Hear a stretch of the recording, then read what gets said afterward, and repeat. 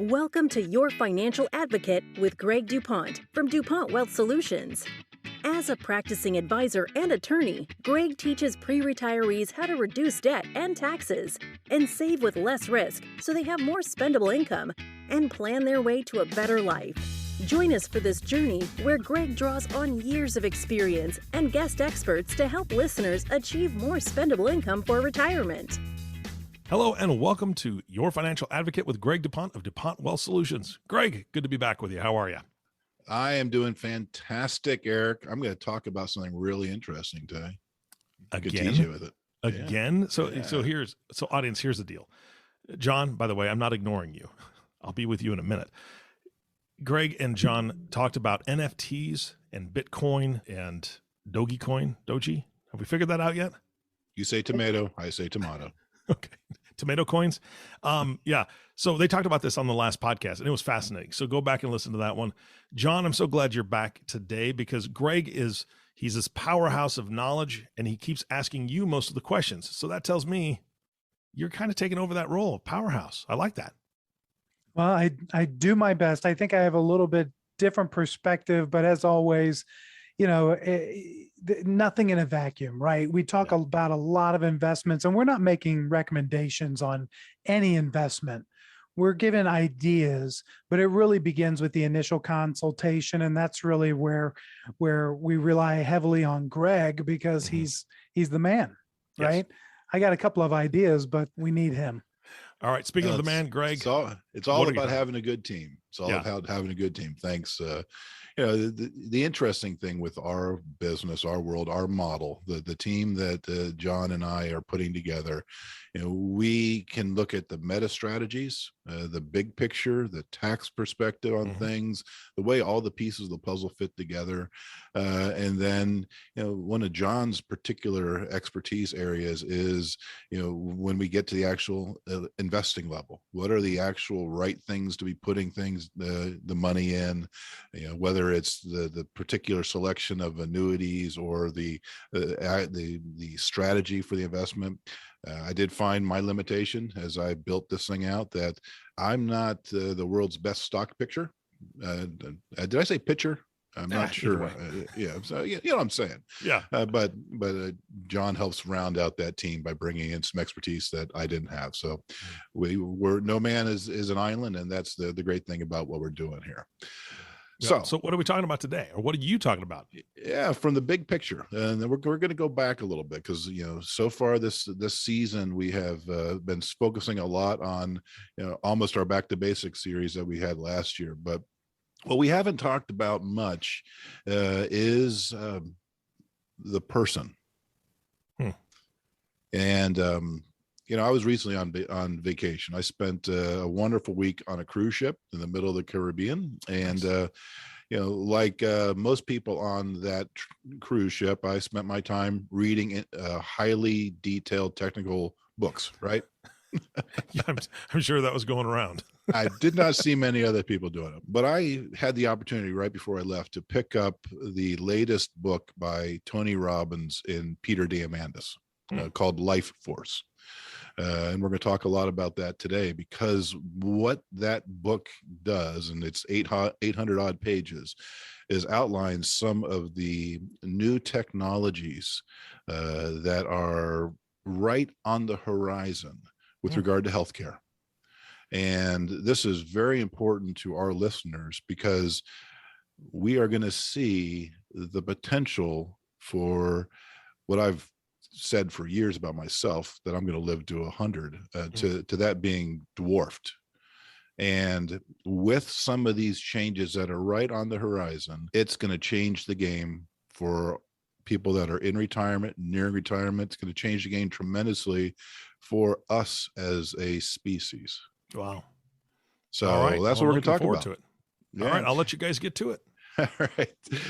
So, and John, as always, we're not going to be making any specific recommendations as to anything, but what I do want to talk about biotech and where it's heading. And first, I want to go ahead and have you kind of give some of the historical perspective on biotech, just a few minutes, that it's always been sitting there touted as the next great thing.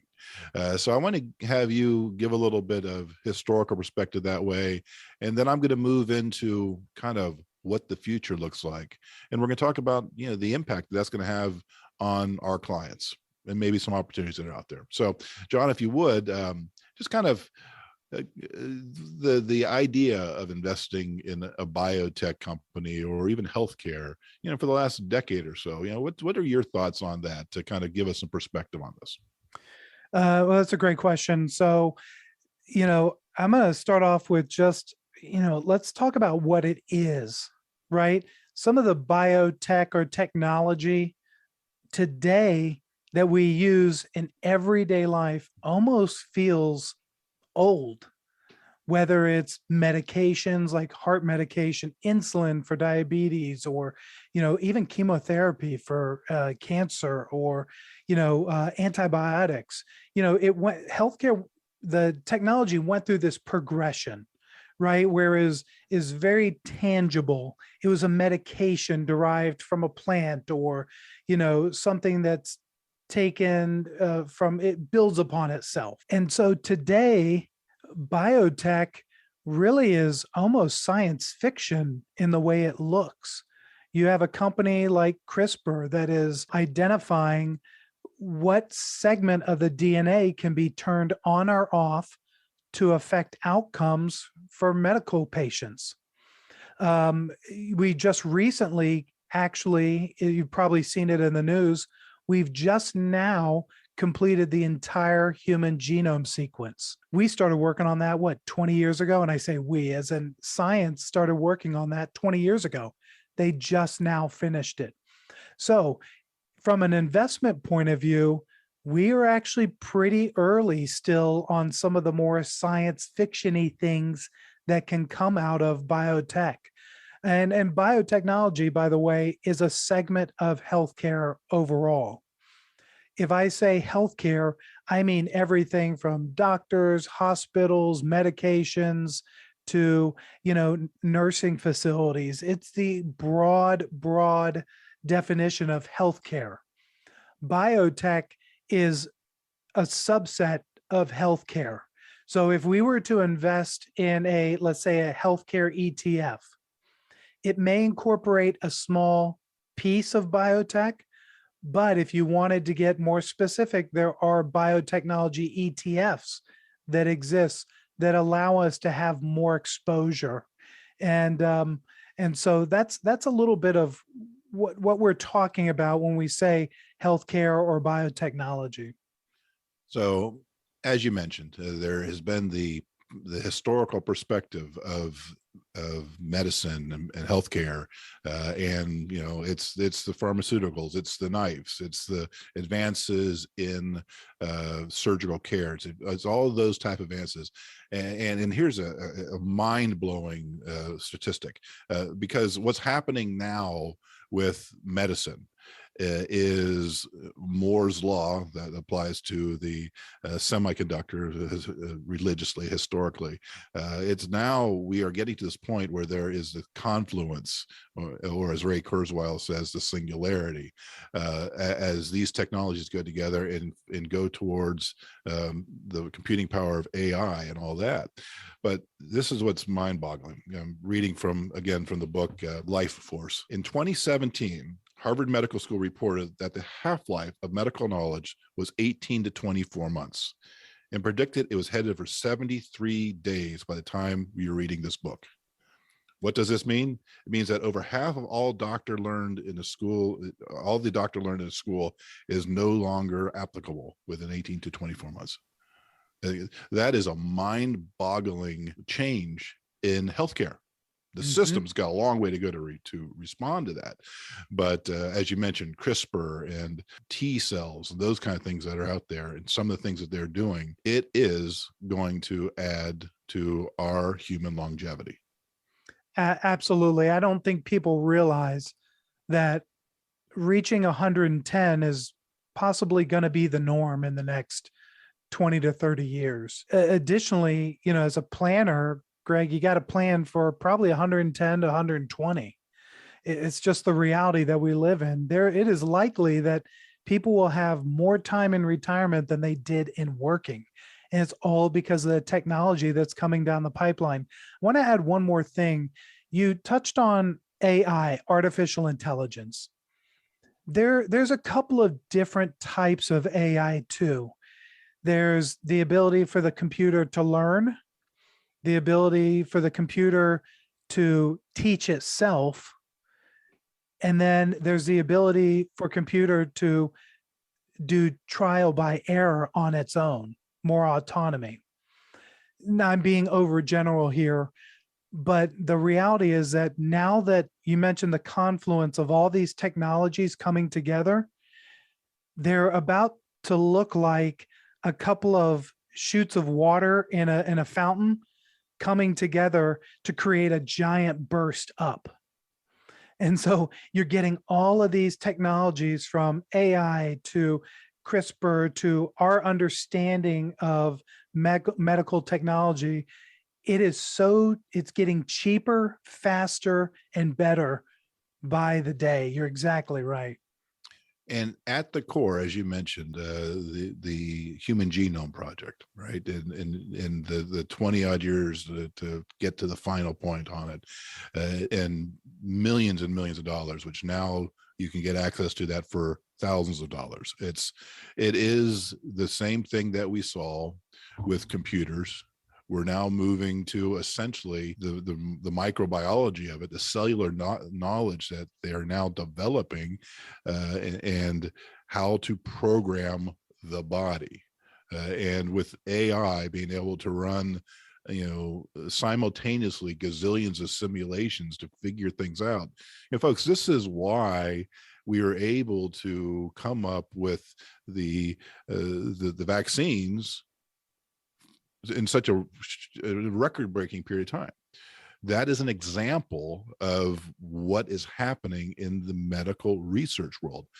And one of the things that people don't yet appreciate or know is, the trillions of dollars that were thrown into medical research for the purpose of figuring out a vaccine and otherwise treating COVID. So many other breakthroughs have come along as a result of that because of this pace of change are going to hit the marketplace within the next handful of years. And some of the stuff that's already being done with stem cells and mRNA and all those kind of things, it's mind-boggling. And I'll add, not just that, Greg, is not just the time it takes to develop, but the manufacturing process has gotten so much faster and cheaper. It used to be that if you want to make penicillin, you had to scrape it out of a petri dish and put it in a pill, right? That was very labor intensive and time intensive. Now, some of the treatments are just unbelievably fast and cheap. Not fast and cheap to develop necessarily, but certainly to deliver to the public. Well, one of the keys that this book continues to come back to is how much the body itself is an incredibly powerful chemical producing factory, and being able to target the right cells in the right way, the body has regenerative capacity. And this is what they are now starting to not only have identified, but now they're able to identify specific cells and specific effects that they can make on those cells to trigger responses, healing responses that the body generates. So we're not looking through the backwoods of the Amazon, finding something that if you do it the wrong way, it's going to kill you. But if you do it the right way, it might cure your headache. Okay. It's a fundamental change in the way that we are going to be treating ourselves medically going forward. That is so funny that you mentioned that with the pulling chemicals out of the Amazon, because you're exactly right. Do you remember, this was probably back in the 80s. So remember when they were saying, don't burn down the rainforest, 80%, 90% of our drugs come from the rainforest. That was kind of their thing of like, save the rainforest. I haven't heard any of that lately. But what we're seeing is, you're absolutely right. A lot of this is getting down to the specific type of disease. Could you imagine one day, all of a sudden a cure for type 1 diabetes, or for certain types of cancers? They're getting there quickly, and they're pouring a ton of money into it. And these biotech firms are going to benefit. Let me read from the book again to share some of these type of examples with our listeners. So at Stanford, researchers were startled when 7 stroke victims showed dramatic improvement in motor function after having stem cells injected directly into their brains. Even more amazing, all of them were treated more than 6 months after their strokes, to the point where damage is usually considered permanent. A 71-year-old wheelchair-bound man could suddenly walk again. In another case, more than 2 years post-stroke, a 39-year-old woman improved so much that she regained the confidence to marry her boyfriend and got pregnant. Now, miracle? No, that's now science, folks. Another one. After his car fishtailed into a telephone pole, 20-year-old Chris Boson was paralyzed from the neck down. Chris had what they call a chronic incomplete spinal cord injury, a total loss of both sensation and muscle function. Then he entered a long shot stem cell trial at the Neuro Restoration Center at the University of Southern California. Within 2 weeks, Chris had regained feeling and strength in his arms and legs. After 3 months, he was wearing out his smartphone, feeding himself breakfast, hugging his parents, and even working out with weights. Amazing stuff is going on right now, folks. So if you don't do something stupid, like jump out of an airplane without a pack chute the right way, the probability that you are going to live well beyond your wildest dreams, if you have a decent diet, right? I'm not the world's best at that, but if you moderate exercise, you diet, you are going to live a long, long, long time.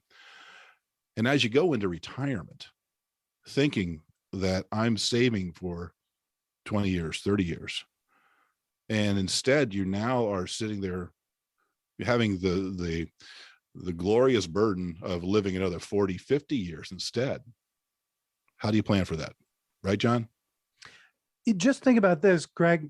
Yours and my grandparents, when they turned 65, they kind of walked into the break room. They had a giant cake for their retirement party, got a gold watch, and went home. And my grandparents, at least, just sat there and did crossword puzzles, right? And watched the evening news. My parents are in their early 70s. They're going to go spend 6 weeks in Greece this summer. And we're even seeing it in our parents' generation. They're not just living longer, they're more active, and they're enjoying their life longer. So you can't just sit at home and get Social Security anymore. It's likely that, those dreams of traveling the world, they're there. Yeah. And you are going to want to do that. Don't think that at 75, you're going to pack it up and just maybe see the grandkids every Christmas. And one of the things that is impressed upon you in reading this book, and there are other things. And by the way, if you're not a reader, but you want to get more information on this, I would recommend highly that you subscribe to the podcast Exponential Wisdom. That is a podcast with Mr. Diamandis, and they talk about these things in nice nuggets throughout the time. So again, if you're not a reader, I would recommend that podcast highly.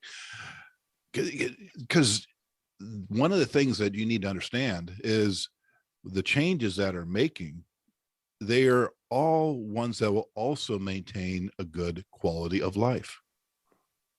Active, healthy, and able to enjoy life. So part of the problem is we need to be able to now work, for many of our clients, work 35, 40 years.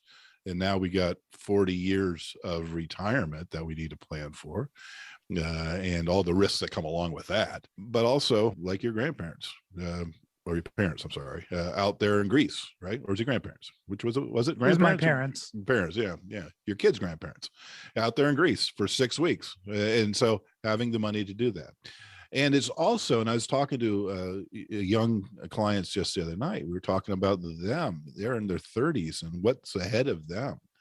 And when you start thinking about life in a 120, 130 year experience, it changes your priorities with regard to, do I really want to be throwing all my money into my 401k at the age of 25?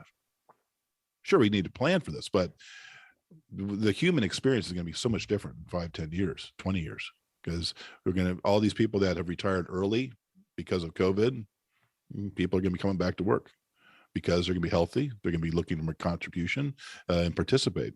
And some of the societal changes that are going to come from this evolution of medicine are mind-boggling. Yeah, and maybe the fear that all the baby boomers are going to pull all their money out of the stock market could be a little unfounded. They're not. They are continuing to stay invested. They've got, like I said, or like you mentioned, don't put it all in your 401k, right? Don't put all your eggs in one basket. There are other investments that they're pulling from. And I don't think we're going to see this huge drawdown in the market like some people have suggested. They're looking at this and taking it seriously and said, hey, if we're not going to spend it, we're going to send it to our kids, or, we want to let it keep growing. So, it's a different world for sure. Yeah. So as we bring this in for a landing here, Eric, our wonderful fly on the wall, any thoughts or observations that you'd like to throw out there from what John and I have been talking about? I think that, getting old is a good thing, right? Getting old and healthy while you're old, that's a great thing. I'm a little scared though, because that's a whole lot more years and that's a lot more money, right? And maybe I need to take a look at what I'm doing for my plan. And John, I want to thank you because you actually brought something rushing back to my memory. I don't know if we talked about it before, but Medicine Man, the movie. You remember that movie? Yes. Sean Connery. It was the ant, right? It was the ant in the sugar that was the cure for cancer, and they burned the whole place down because, somebody was bulldozing the rainforest. So that's a lesson for you. You're an 80s kid? Yes. Does it show? No, guys, I think this was great information. I'm really intrigued, and thank you for recommending that podcast as well, because I love podcasting. So I love to listen to stuff, and it sounds like it's going to be very informational, but this is where the reflection comes in, right? If somebody's thinking, well, geez, I had planned to live to 85 like my grandfather did, but now I may need to add on another 20 years, that changes things. So why don't you give them your information so they can reach out and possibly make changes if necessary, or at least get another perspective on their situation. So the best way, go ahead, John. I was just going to add one quick thing. A lot of people, they say, okay, I'll tack on 10 more years. You got to be careful with the assumptions that you make. If you're at home trying to do it yourself and putting numbers in a spreadsheet, you really need to be careful with that. When you go through, when you're in the accumulation phase, when you're in the savings phase, that seems pretty easy, right? You can make some assumptions. If you mess up, no big deal. But when you go into that distribution phase, those spreadsheets, we got a couple of things to talk about because those don't work the way you think they do. During the distribution phase, it's way different. So if you're at home trying to do some calculations and tacking on 10 years or 15 years, just in case, be very, very careful. Well, something that I was just thinking about as you were saying that, let me ask you this. What do you think companies need to be doing to adjust to this? Because if you're saying that somebody is going to possibly be living another 15 years, there's a lot of people that aren't prepared for that financially. And so they may say, well, I'm not going to be able to retire till I'm 70 or 75. And that's my day, or that's what my range is, and people that are just enjoying their jobs. But I think a lot of corporations still kind of expect people to be done around 65. What are your thoughts on that? Well, go ahead, Greg. So we're going to have a societal evolution. We have a confluence of social, economic, demographic factors that are going to force the rethinking of work. I mean, we just look right now, post-COVID, how many people stopped working? How many people are now working at home? And when you think move ahead down the road with less people entering the workforce, which is a drag on growth right now, can't find good help these days, right? To quote my old man, but that's only because I wouldn't take the trash out. But that's another story. So, but to be able to have good help, good work, qualified. I mean, the experience of the older worker, the knowledge worker, to be more precise, is invaluable. And companies are more and more recognize that. And John and I daily talk to people that want to retire, but their companies keep figuring out ways to keep them on board one way or the other through independent contractor arrangements or other flexible employment arrangements. And that's all a good thing.